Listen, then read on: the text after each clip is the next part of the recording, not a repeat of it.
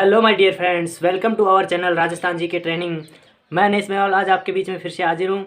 जो भाई बहन 2023 की बीएसटीसी और पीटीटी की जो एग्ज़ाम देने वाला है, बीएसटीसी और पीटीटी की जो एग्ज़ाम देने वाला है, उनके लिए मैं शिक्षण अभिरुचि की क्लास करवाने वाला हूँ। हमारा टॉपिक चल रहा था, पाँचवा था जो व्यावसायिक प्रतिबद्धता। हमारा जो ये पाँचवा जो टॉपिक है, इसके बाद में एक और क्लास होगी लगभग, तो उसके बाद में हमारा जो थ्योरी सेक्शन है वो कंप्लीट हो जाएगा। तब हम उसके बाद में हम फिर पढ़ाना बंद कर देंगे। पढ़ाने का मतलब ये नहीं कि आपको शिक्षण अभिरुचि की क्लासें नहीं करवाई जाएंगी। जो थ्योरी का जो चैप्टर है वो क्लोज हो जाएगा और हम क्विज चलाएंगे, जो हमारे क्वेश्चन हैं वो चलाएंगे। हमारा पांचवा टॉपिक था व्यावसायिक प्रतिबद्धता। और व्यावसायिक प्रतिबद्धता में हमने पिछली क्लासों में और अच्छे से अध्ययन किया कि इसकी परिभाषा क्या है, ये क्या है, इसका अर्थ क्या होता है, इसके एक शिक्षक के लिए आवश्यक क्यों है। और आज हम बात करेंगे व्यावसायिक प्रतिबद्धता में सफलता किस प्रकार से प्राप्त करें, कि एक शिक्षक को व्यावसायिक जो प्रतिबद्धता है उसमें सफलता प्राप्त करने के लिए क्या क्या करना चाहिए, उसको किन किन कौशलों में अधिक रुचिकर होना चाहिए।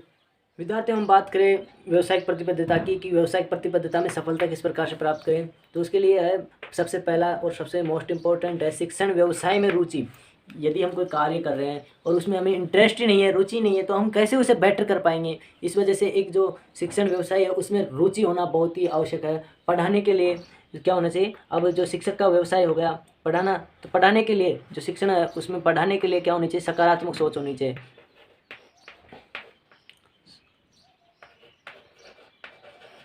क्या होनी चाहिए, सकारात्मक सोच होनी चाहिए। पढ़ाई को लेकर नई नई बातें सिखाने का उसे क्या होना चाहिए, जोश होना चाहिए, उसमें रुचि होनी चाहिए। हाँ, मुझे विद्यार्थियों को ये सिखाना है, ये किस प्रकार से सिखाना है, एक इंटरेस्ट होना चाहिए, जोश होना चाहिए, जुनून होना चाहिए कि अलग ही प्रकार का। उसके बाद में है उत्तरदायित्वों का निर्वाह, यानी कि जो उसके उत्तरदायित्व हैं, जैसे राष्ट्र हित, विद्यालय हित, जो छात्र हित।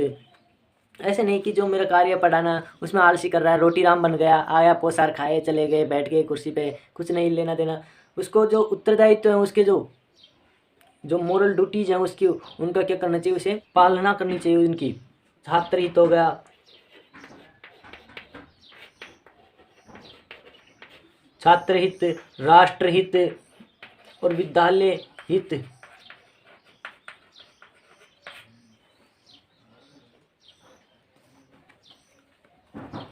इन सब के प्रति उसे क्या होना चाहिए, एक सजग व्यक्ति होना चाहिए। इसके बाद में हम बात करें तीसरा जो है जिज्ञासा। जिज्ञासा यानी कि कुछ जानने की इच्छा। क्या होती है जिज्ञासा, यानी कि कुछ जानने की इच्छा।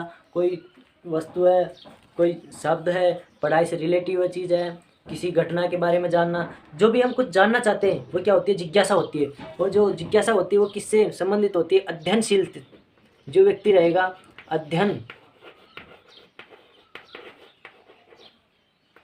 अध्ययनशील जो व्यक्ति रहेगा उसमें जिज्ञासा अधिक रहेगी। और वो जो जिज्ञासा रहती है तो उन जिज्ञासा का निवारण भी अध्ययनशील यदि व्यक्ति रहेगा तो पूरी जिज्ञासाएं उसकी पूर्ण होंगी। और विद्यार्थियों को कुछ ना कुछ नया सिखाता रहेगा। अध्ययनशीलता की हमने बात की थी कि भाई जो विद्यार्थियों को यदि एक शिक्षक कुछ नया सीखता है तो वो नया सिखाने की कोशिश करता है, नया सिखाने का प्रयास करता है। उसके बाद में हम बात करें आकांक्षा स्तर की, हम बात करें तो एक शिक्षक का आकांक्षा स्तर बहुत उच्च होना चाहिए, उच्च आकांक्षा स्तर होना चाहिए उसका। अब इसके बाद में हम बात करें मानसिक परिपक्वता। एक शिक्षक मानसिक परिपक्वता से परिपूर्ण होना चाहिए। यदि कोई व्यक्ति है वो शिक्षक बन गया और वो मानसिक योग्यता उसमें नहीं है, मानसिक जो उसकी स्थिति है उससे वो क्या नहीं है, परिपूर्ण नहीं है, वो परिपक्व नहीं है, तो वो क्या विद्यार्थियों को क्या सिखा पाएगा। इन सब की बातों को ध्यान में रखते हुए एक शिक्षक को मानसिक परिपक्वता का भी गुण होना चाहिए। उसमें मानसिक परिपक्व बने, वो शारीरिक और फिजिकल एबिलिटी के साथ साथ मेंटल एबिलिटी भी उसकी उच्च होना आवश्यक है। ठीक है विद्यार्थियों, अब हम क्वेश्चन आंसर करेंगे कि इसमें किस प्रकार के क्वेश्चन बनेंगे। जो हम इस टॉपिक के 5 क्वेश्चन करवाएंगे आपको। हमारा पहला क्वेश्चन है, आपकी कक्षा में प्रधानाध्यापक का पुत्र पढ़ता है, आपका व्यवहार इसके प्रति कैसा होगा। विद्यार्थियों, यदि आप एक टीचर हो और आपकी कक्षा में एक प्रधानाध्यापक का जो बच्चा पढ़ता है तो उसके प्रति आपका व्यवहार क्या होगा, उसके बारे में पूछ रहा है। ऑप्शन ए है ठीक ठीक होगा, ऑप्शन बी है चापलूसी पूर्ण होगा, यानी कि उस बच्चे की ज़्यादा आप तरफदारी करोगे, सी है अन्य छात्रों जैसा, डी है विशिष्ट। तो विद्यार्थी हम इसके आंसर की बात करें, इसका आंसर होगा सी, अन्य छात्रों जैसा आपका बर्ताव होना चाहिए। उसके प्रति भी आपका जो व्यवहार है वो भी एक जो प्रधानाध्यापक का पुत्र है या फिर कोई भी बालक है, आपकी नज़र में सब बालक समान होने चाहिए। एक अध्यापक की सोच एवं व्यवहार निष्पक्ष होना चाहिए, निष्पक्षतापूर्ण उसे व्यवहार करना चाहिए, किसी के साथ भी उसे चापलूसीपूर्ण व्यवहार नहीं करना चाहिए। ये मैंने आपको जो अध्यापक के नैतिक जो पक्ष थे, नैतिक जो गुण थे, उनमें बताया था कि एक अध्यापक को किस प्रकार का होना चाहिए। संवेदनशील होना चाहिए। निष्पक्षता की मैंने आपको बात बताई थी कि निष्पक्षता रखनी चाहिए। हाँ, जो कुछ एक पार्ट हैं जैसे कि किसी इंडिविजुअल डिफरेंसेस के जो बालक पाए जाते हैं उनको पढ़ाने के लिए अधिक समय देना आदि क्षेत्रों को छोड़कर उसे निष्पक्षता का व्यवहार करना चाहिए एक अध्यापक को। इसके बाद में हम अपने दूसरे क्वेश्चन की बात करें कि हमारा जो दूसरा क्वेश्चन है वो क्या होगा। हमारा दूसरा क्वेश्चन है, आपकी स्कूल में महिला अध्यापिका पढ़ाती है, उसके साथ आपका व्यवहार कैसा होगा। दोस्तों, आप एक स्कूल में अध्यापक हो और आपके साथ एक महिला शिक्षिका भी विद्यार्थियों को पढ़ाती है, वो भी एक कर्मचारी है, तो उसके साथ आपका व्यवहार कैसा होगा उसके बारे में ये आपको पूछ रहा है। तो ऑप्शन ए है ठीक ठीक, ऑप्शन बी है प्रेम भरा। तो विद्यार्थियों, जो ऑप्शन सी की बात करें अन्य शिक्षकों जैसा, और ऑप्शन डी है विशिष्ट। विद्यार्थियों, मैंने बताया था आपको कि एक जो शिक्षक होता है उसका गुण होता है कि वो सबके साथ समान व्यवहार करे, किसी के भी साथ पक्षपात ना करे, वो निष्पक्ष भाव का होना चाहिए। ये हमने पिछले क्वेश्चन में भी बात की। तो जो हमारा दूसरा क्वेश्चन है उसके आंसर की हम बात करें कि इसका आंसर क्या होगा। विद्यार्थियों, इसमें जो 3 नंबर मिलने वाले हैं वो सी आंसर में मिलेंगे हमें। अन्य शिक्षकों जैसा, एक जो शिक्षक होता है उसका प्रत्येक शिक्षक या शिक्षिका के साथ समान व्यवहार होना चाहिए। ऐसा नहीं कि किसी के साथ अच्छा है, किसी के साथ बहुत अच्छा है, किसी के साथ प्रेम भरा हुआ है। सभी को समान भाव से आदर करे और समान जो उनके साथ व्यवहार करे। इसके बाद में हम आगे बढ़ते हैं अपने तीसरे क्वेश्चन की ओर। तीसरा क्वेश्चन है, कक्षा में कमज़ोर विद्यार्थियों को अतिरिक्त समय देकर पढ़ाना चाहिए। इस कथन से आप सहमत है या क्या है? जो ऑप्शन दिए हैं उनके अनुसार आपको आंसर देना है। विद्यार्थियों, मैंने आपको पढ़ाया था कि एक जो अध्यापक होता है उसको निष्पक्ष भाव से अध्ययन करवाना चाहिए, हर किसी के साथ निष्पक्ष व्यवहार करना चाहिए, उसमें निष्पक्षता का नैतिक गुण होना चाहिए। बट मैंने उसी के साथ आपको बताया था कि जो इंडिविजुअल डिफरेंसेस पाई जाती है, जो व्यक्तिगत विभिन्नताएं पाई जाती हैं, तो उनके देखते हुए निष्पक्षता का भाव उनमें जो नज़र नहीं आना चाहिए।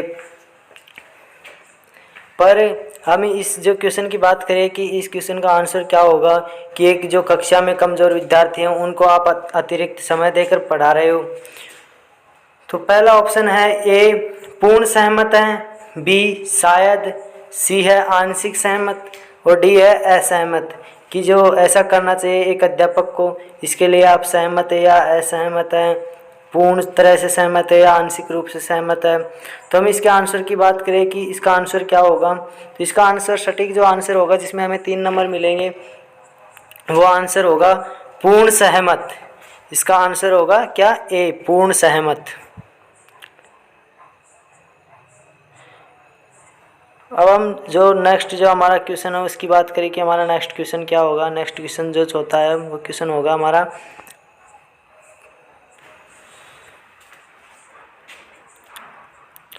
बालक के उन्नयन विकास में सर्वाधिक महत्वपूर्ण भूमिका होती है।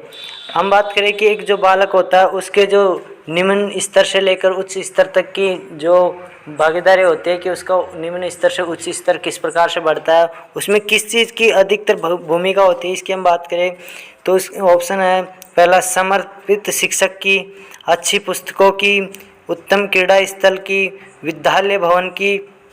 विद्यार्थी हम बात करते हैं ऑप्शन बी की अच्छी पुस्तकों की। हाँ, इसमें एक जो उच्च स्तर में जो विद्यार्थी पहुंचता है तो पुस्तकों की सहायता से पहुंचता है, कि उत्तम क्रीड़ा स्थल से, जो क्रीड़ा स्थल भी जो होता है, जो खेल का जो क्षेत्र होता है, उससे भी एक विद्यार्थी के जो लक्षणों को उजागर होता है कि एक विद्यार्थी में किस प्रकार के लक्षण है, क्या उसमें पढ़ाई से रिलेटिव लक्षण है या फिर खेल से संबंधित हैं। आजकल जो खेल को बहुत अधिक महत्व दिया जा रहा है, तो इससे भी एक विद्यार्थी होता है जो उच्च स्तर तक पहुंचता है खेल के माध्यम से भी। और डी ऑप्शन है विद्यालय भवन से। विद्यालय भवन की हम बात करें तो एक जो शिक्षक जो शिक्षण करवाता है उसका ज़्यादा महत्व होता है, ना कि एक विद्यालय भवन का। क्योंकि विद्यालय भवन कितना भी अच्छा हो, पर यदि उसमें शिक्षण अच्छी तरीके से नहीं हो पाए या फिर शिक्षक उसमें अच्छे नहीं हो तो एक बालक का स्तर उच्च नहीं होता। इस वजह से हम ऑप्शन ए की बात करें तो इसका ऑप्शन जो ए है वो सटीक आंसर होगा कि समर्पित शिक्षक। जो हमारा टॉपिक था क्या था कि व्यावसायिक प्रतिबद्धता, और प्रतिबद्धता का मैंने आपको स्टार्टिंग में अर्थ बताया था कि प्रतिबद्धता का अर्थ होता है समर्पण, यानी कि किसी कार्य के प्रति समर्पण। जो एक शिक्षक होगा, समर्पित जो शिक्षक होगा, उसकी बहुत अधिक भूमिका रहती है एक बालक का जो स्तर, जो उन्नयन, जो विकास होता है, जो निम्न से जो शिखर की ओर जो विकास होता है, उसमें एक शिक्षक की बहुत बड़ी भूमिका होती है, बहुत बड़ा योगदान होता है। इस वजह से इसका आंसर होगा ए।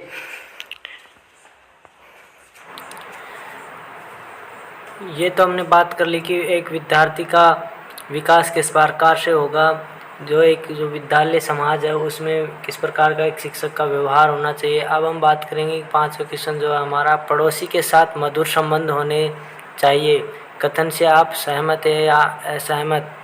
ऑप्शन ए है अनिश्चित, ऑप्शन बी पूर्ण सहमत, ऑप्शन सी कामगार इंसान से संबंध बनाने चाहिए। हाँ, ये सही है कि एक जो अच्छा जो काम आने वाला व्यक्ति है उसके साथ ही हमें संबंध बनाने चाहिए। डी है भलाई का ज़माना नहीं है। हाँ विद्यार्थियों, आजकल भलाई का ज़माना नहीं है, इस वजह से क्या नहीं रखना चाहिए, संबंध नहीं रखना चाहिए। ऐसी बात नहीं है, जैसा पड़ोसी है वैसा संबंध रखना चाहिए। खैर, तो जो हमारा जो पड़ोसी होता है उसके साथ हमें क्या संबंध रखने चाहिए, इसकी हम बात करें कि एक जो पड़ोसी होता है वो एक भाई से बढ़कर भी कई बार साथ देता है। वो भाई जो साथ ना देता वो पड़ोसी भी साथ देता है, कभी कभी पड़ोसी भाई से भी कभी बढ़कर निकलता है। तो इस वजह से एक पड़ोसी से मधुर संबंध होने चाहिए, ना कि एक जो पड़ोसी होता है उसके साथ झगड़ालू प्रवृत्ति का व्यवहार नहीं रखना चाहिए, उसके साथ मधुर संबंध रखने चाहिए। इसका जो आंसर है बी ऑप्शन इसका आंसर होगा कि हम पूर्णतः सहमत है कि एक पड़ोसी के साथ कैसा संबंध होना चाहिए, मधुर संबंध होना चाहिए, इससे हम पूर्णतः सहमत है। ठीक है विद्यार्थियों, आज की हमारी क्लास यहीं ख़त्म होती है। मिलते हैं नेक्स्ट क्लास में नए टॉपिक के साथ।